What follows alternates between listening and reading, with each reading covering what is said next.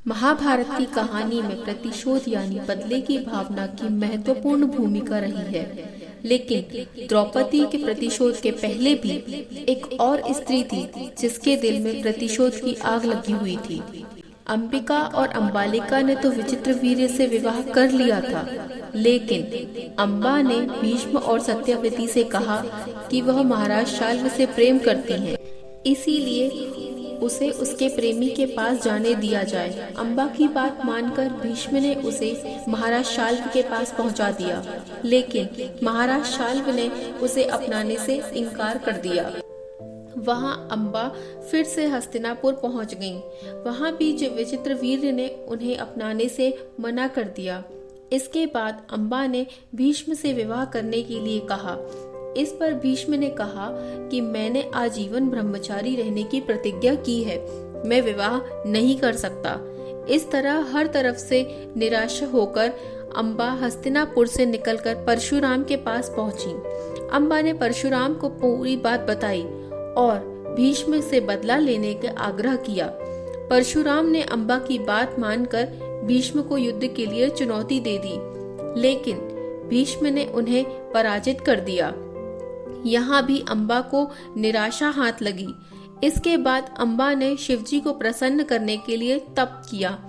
अंबा की तपस्या से शिवजी प्रसन्न हुए और उसके सामने प्रकट हुए।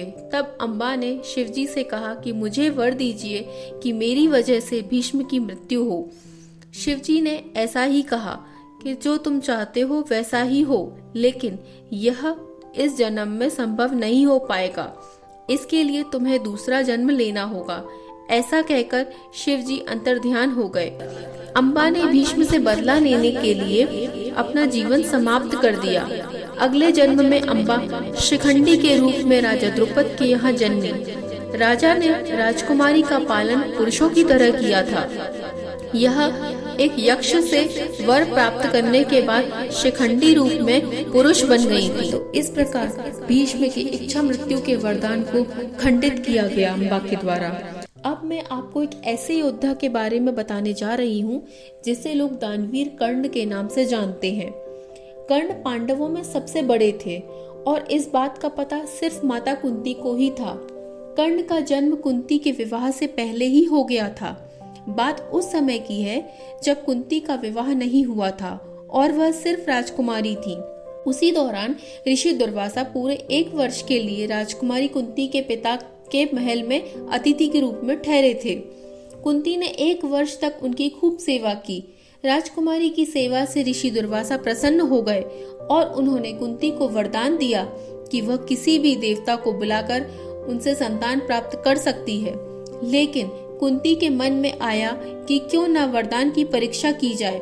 ऐसा सोचकर उन्होंने सूर्यदेव की प्रार्थना करके उन्हें बुलाया।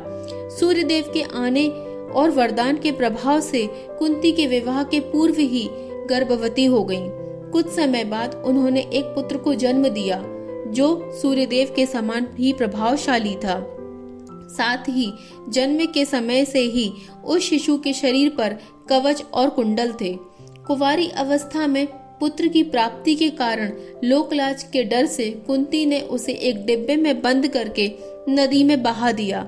बक्सा एक सारथी और उसकी पत्नी को मिला जिनकी संतान नहीं थी। वो दोनों कर्ण के रूप में पुत्र को पाकर बहुत खुश हुए और उसका लालन पालन करने लगे।